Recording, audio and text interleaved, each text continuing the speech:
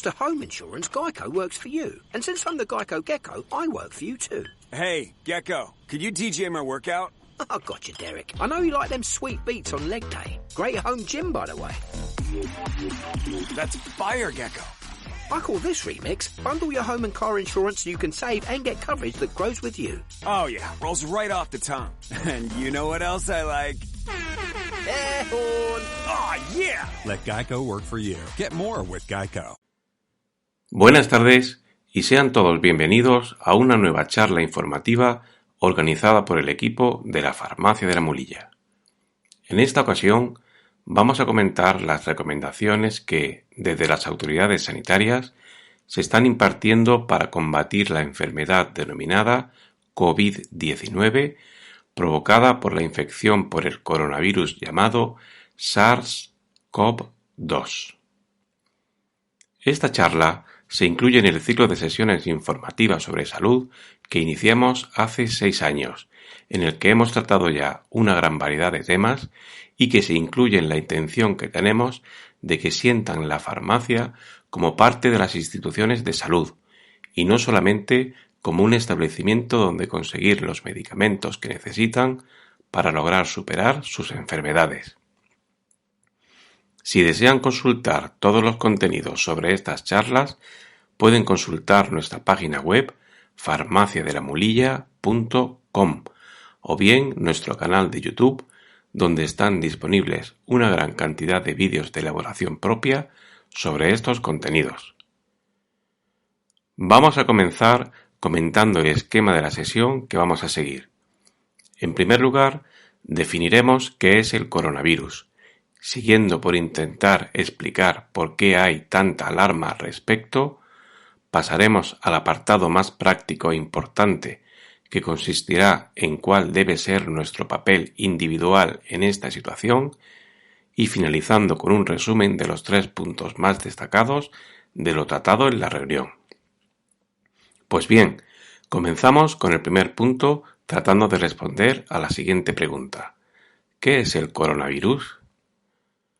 Antes de definir qué es un coronavirus, queremos comentar o definir lo que es un virus, dado que el coronavirus es un tipo de virus.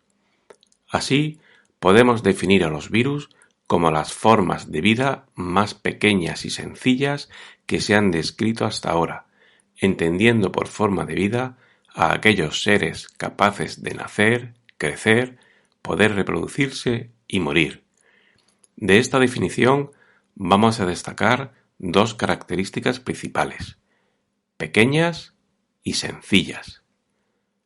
Al decir que son formas de vida pequeñas, queremos decir que, en el caso del coronavirus, son seres que miden unos 0,000125 milímetros. Para ilustrarlo de modo gráfico, vamos a mostrar una regla graduada clásica. En 1 milímetro, que es la división más pequeña de esta regla, se podrían poner 8.000 de estos virus en línea para completar este milímetro. Si cogemos la medida de 1 centímetro, serían unos 80.000 los virus que podrían contenerse en ese espacio. Y cuando decimos que son formas de vida sencillas, queremos decir que contienen lo mínimo para poder desarrollar todas esas funciones que hemos dicho. Tienen el material genético y una cubierta que los envuelve. Y punto. El material genético podríamos definirlo de manera gráfica como el DNI del virus, aquello que guarda sus características particulares únicas. A la derecha de la diapositiva podemos visualizar una posible representación gráfica de un virus. Los virus no tienen capacidad de producir sus funciones básicas, por lo cual viven de forma parásita en otras células, que les realizan estas funciones, sobre todo la de reproducirse. Vamos a ilustrar gráficamente y de forma simple y pedagógica cómo se puede comportar un virus para producir una enfermedad. Al entrar en un organismo, va a buscar una célula a la que fijarse. Permítame el ejemplo como si fuera una garrapata que se fija a la piel de un animal. Y una vez anclada a su membrana, va a inyectarle su material genético, su DNI, como hemos comentado, de forma ilustrativa. Y cuando ya está dentro de la célula el material genético del virus, va a engañar a la célula invadida para que, en lugar de hacer sus propias funciones, se dedique a fabricar copias del virus invasor, que poco a poco van aumentando su número en el interior de la célula.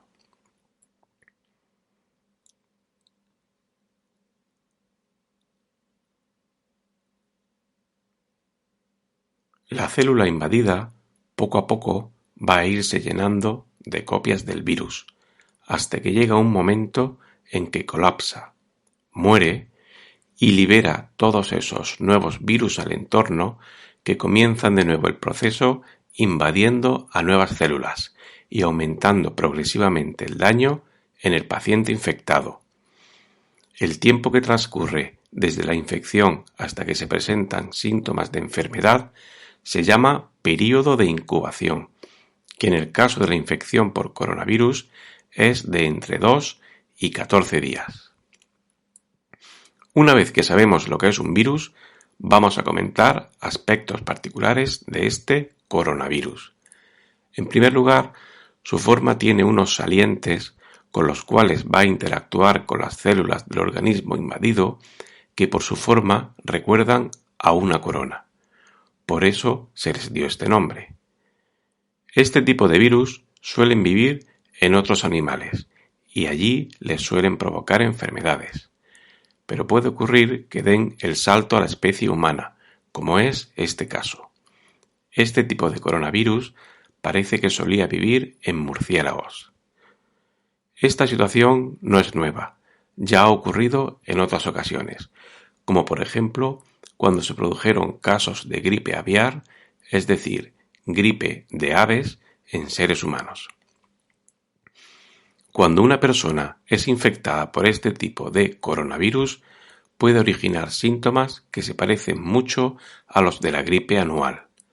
Estos síntomas son los siguientes: fiebre, que puede ser alta, tos y sensación de ahogo o falta de aire.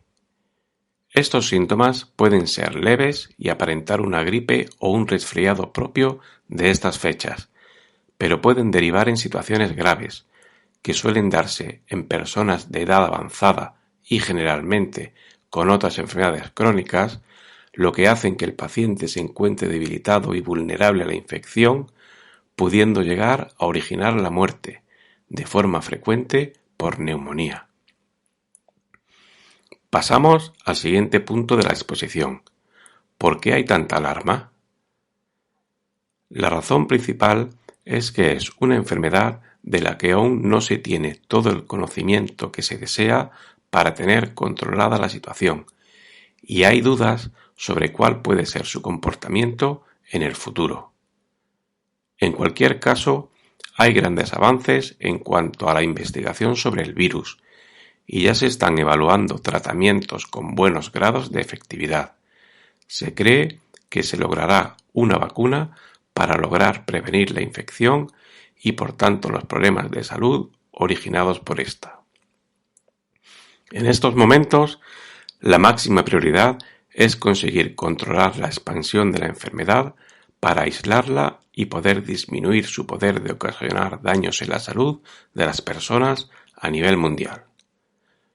Es previsible que con la llegada del buen tiempo primaveral, la situación general mejore de forma importante, ganando así tiempo para la próxima campaña invernal, donde podría aparecer de nuevo este tipo de infección.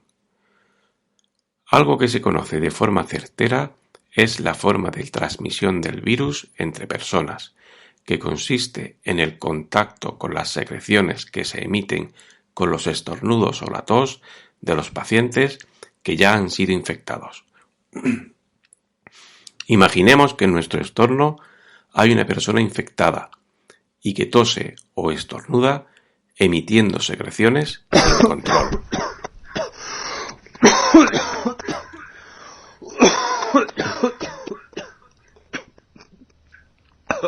Si en las proximidades hay una persona sana, puede contagiarse al entrar en contacto con el virus presente en estas secreciones, sobre todo al posarse sobre objetos cercanos. Esto lleva, aunque no lo parezca, una buena señal, ya que si además se transmitiera por el aire, las posibilidades de contagio serían mucho mayores. Un eminente especialista de la materia puso el siguiente ejemplo. Si una persona enferma de gripe, que sí se contagia por el aire, está en un avión, hay muchas probabilidades de que contagie a todas las personas que se encuentran dentro del avión. Pero si tose un enfermo de este coronavirus, lo más probable es que puedan infectarse solo las personas que se encuentren a 1 o 2 asientos de distancia. Pasemos al siguiente punto de la sesión, y claramente el más práctico. ¿Qué puedo hacer yo en esta situación?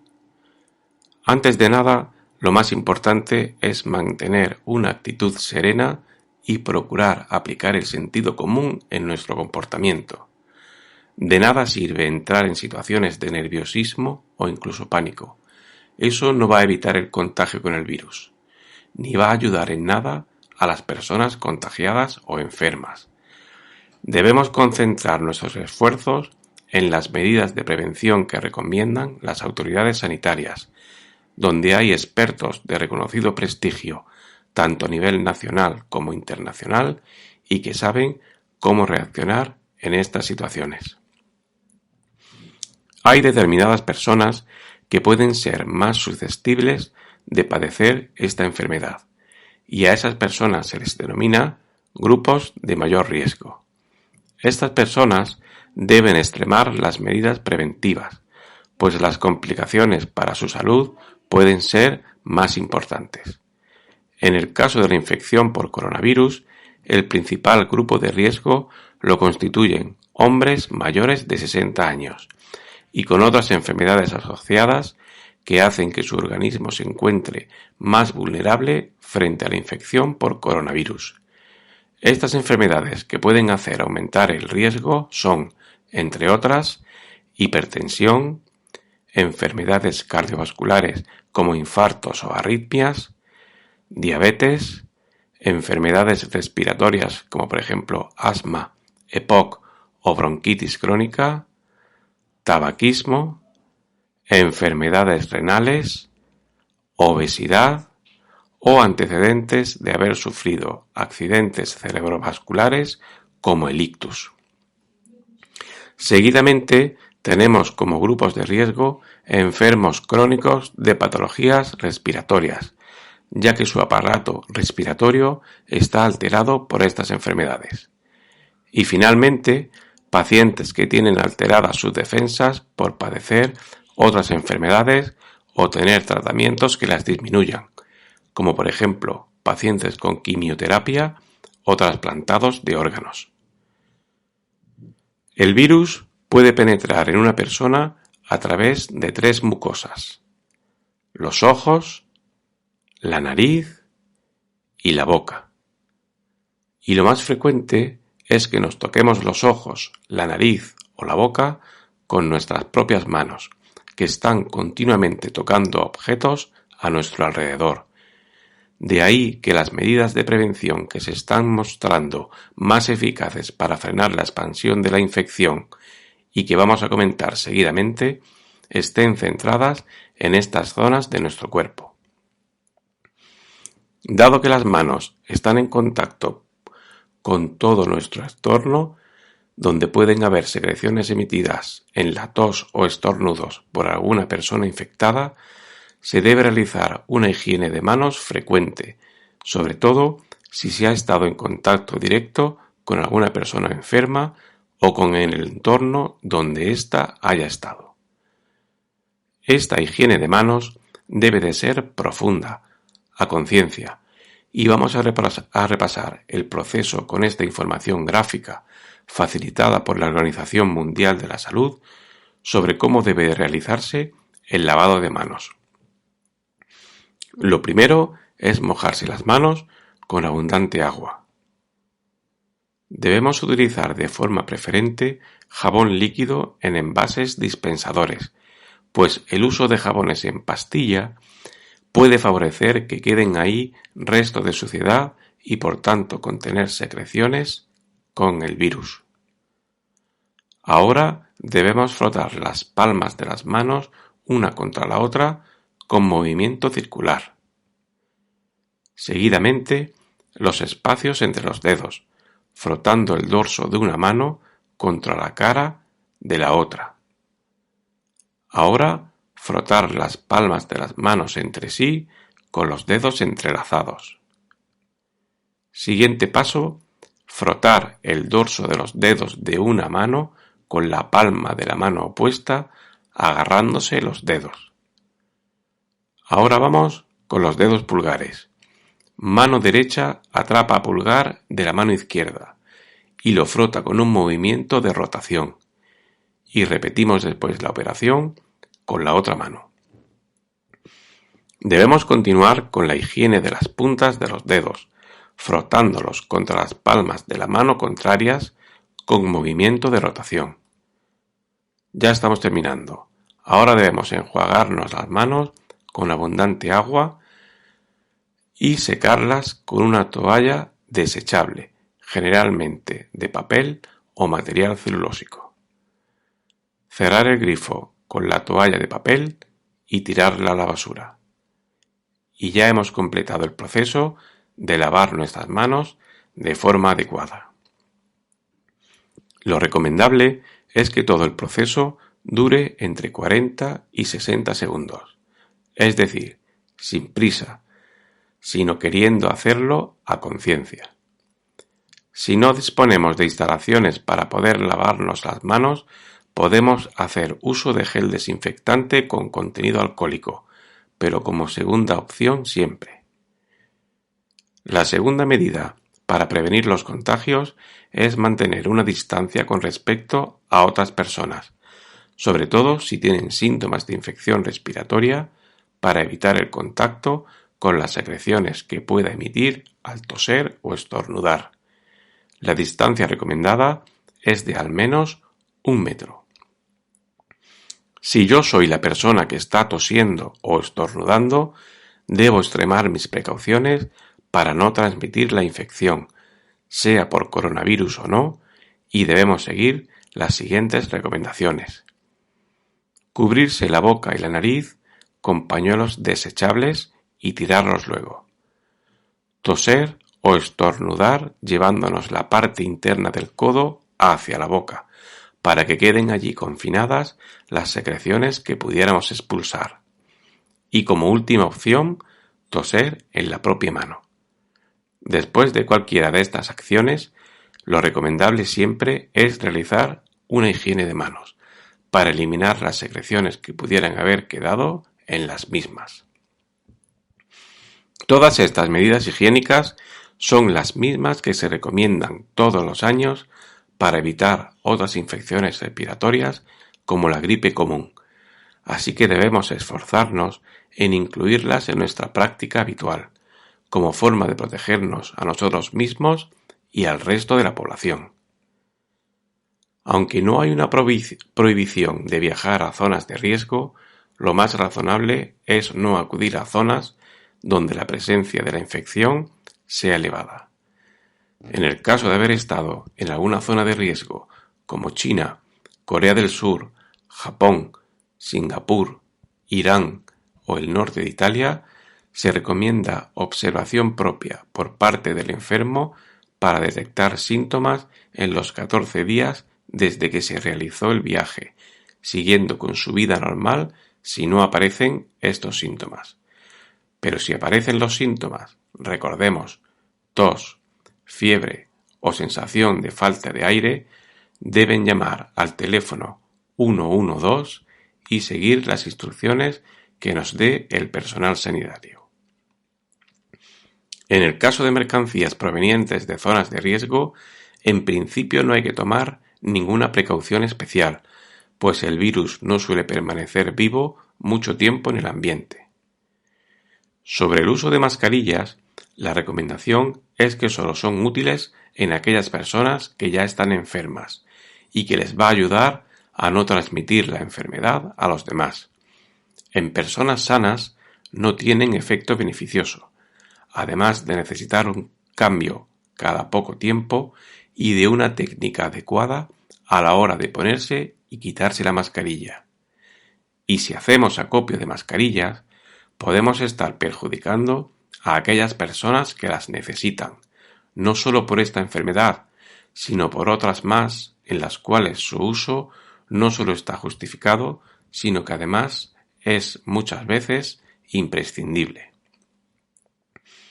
Si tenemos síntomas que hagan sospechar la presencia de esta enfermedad, las autoridades sanitarias recomiendan llamar al número de teléfono 112 o, en el caso particular de la Comunidad Autónoma de Castilla-La Mancha, al teléfono 900 122 112, donde se le realizará una valoración telefónica y se le indicarán los pasos a seguir desde entonces. Por último, vamos a incidir, de modo resumen, en los 3 puntos más importantes que debemos tener claros sobre esta enfermedad. Los síntomas más frecuentes de esta enfermedad son fiebre, tos y dificultad para respirar, y la gravedad de la enfermedad suele variar en función del estado inicial del paciente, es decir, de cómo estuviera su organismo en el momento de tener la infección. Las medidas más eficaces para controlar el contagio y por tanto la propagación de la enfermedad son evitar contacto directo con los enfermos, higiene adecuada de manos y toser o estornudar controlando la emisión de fluidos.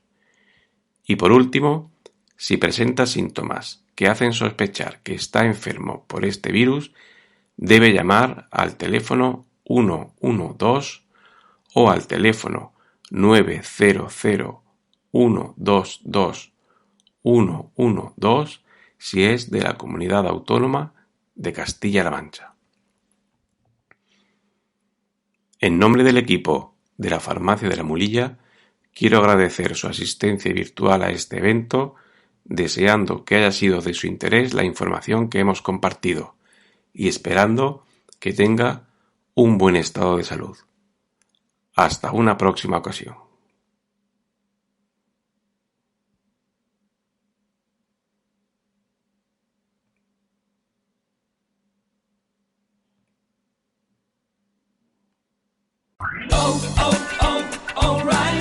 O'Reilly Auto Parts puede ayudarte a revisar tu luz check engine, luz ABS o luz de mantenimiento con O'Reilly Veriscan. El servicio es gratis y recibirás un informe con soluciones verificadas por técnicos maestros certificados ASE. Si necesitas ayuda, O'Reilly Auto Parts te puede recomendar un taller. Pregunta por O'Reilly Veriscan hoy mismo. O'Reilly.